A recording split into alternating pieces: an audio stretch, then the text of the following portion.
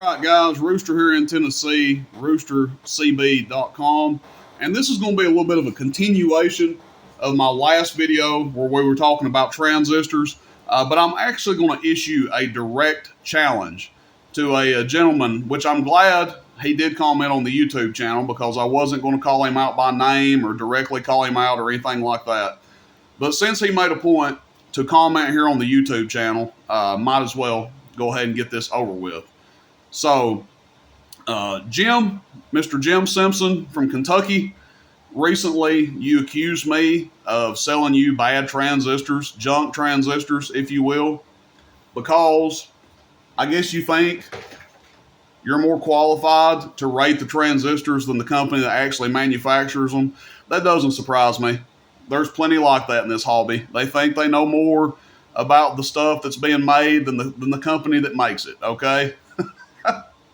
But anyway, you stated that the transistors you got are bad. The HFE doesn't match up on them. This, that, and other. A couple things I want to talk about that I may or may not have covered in the last video.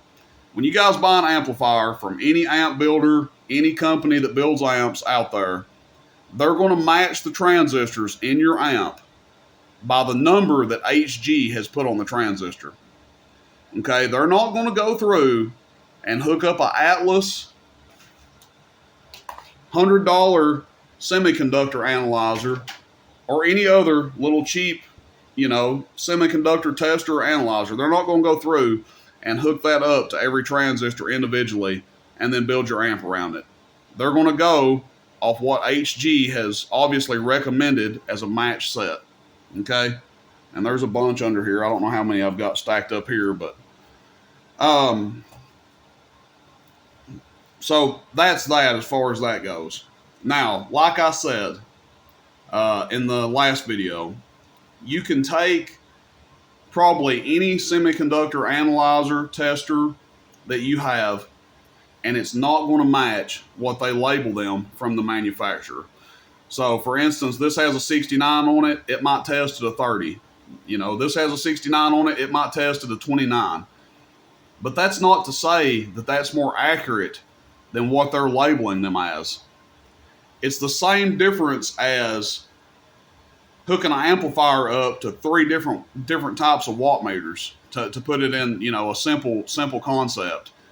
If the Bird meter reads 800 and the dosimeter reads 775 and the MFJ meter reads 1000, which one are you going to go by?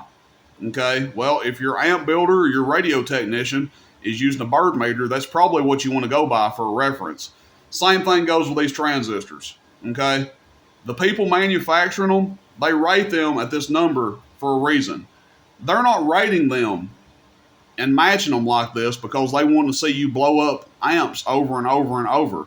That gives them a bad reputation, and somebody will come along and replace them, okay? When HGs first came out, they weren't worth the crap. You did good to get them to last a month. Nowadays, people have been running the same sets of transistors for years that are matched through this same means. They're not matched by Billy Bob out in his garage, with his Atlas tester or his, whatever kind of tester who thinks he knows more than the company. So I'm going to say this, and I'm going to wrap this video up. I've already spent more time on this than I should for two transistors that were sold for $65, $70, whatever. But Mr. Jim Simpson, I'm saying this in front of everybody. That way I can be held accountable and held to my word. You have my word. You have nothing to risk but your time and some gas money. But you have everything to win if you can prove me wrong. What I want you to do is bring whatever you're testing your transistors with. I want you to bring it. I want you to bring the two transistors that you purchased from me. They're going to be marked as a 69. I already know they came out of the same sheet that these transistors are on. I want you to bring those two transistors down here. Okay? You're about a 4-hour drive one way. I've already looked it up. If you can prove me wrong, and you can take your semiconductor analyzer, your tester, and you can get one transistor out of this stack to match what HG has labeled it as, let's say this one's marked as a 69 and you can get it to read a 69, I'll give you all these transistors. There's 40 in this pack. Now, how much is that? What are they? $28, $29, $30 a piece? So let's just say $1,000 worth of transistors. You know, let's say you're getting a discount on them, buying a bunch at a time. Around $1,000, $950, $1,100. We'll just say $1,000. Again, I want you to bring your device down here. We can live stream it for everybody on YouTube to watch. Not going to yell at you, confront you, you know, do any of that kind of stuff. I'll be super professional about it. We can sit down and we can spread these transistors out, and you can hook them up and test them one by one. If it takes us an hour to do it, then so be it. If it takes us 30 minutes, great. All you have to lose is your drive time. If you're so confident, I mean, obviously you were confident enough to leave a negative feedback on eBay. You were confident enough to accuse me through a message. So, I'm telling you, put your money where your mouth is. I'm willing to. I'm willing to risk, you know, $1,000 worth of transistors to prove a point. You know?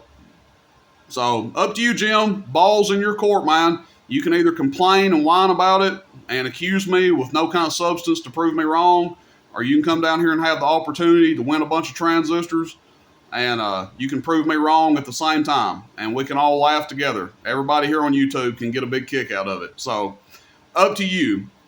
That's my challenge. All right? Appreciate it, guys. Rooster in Tennessee, roostercb.com. Stay tuned. See you. Bye.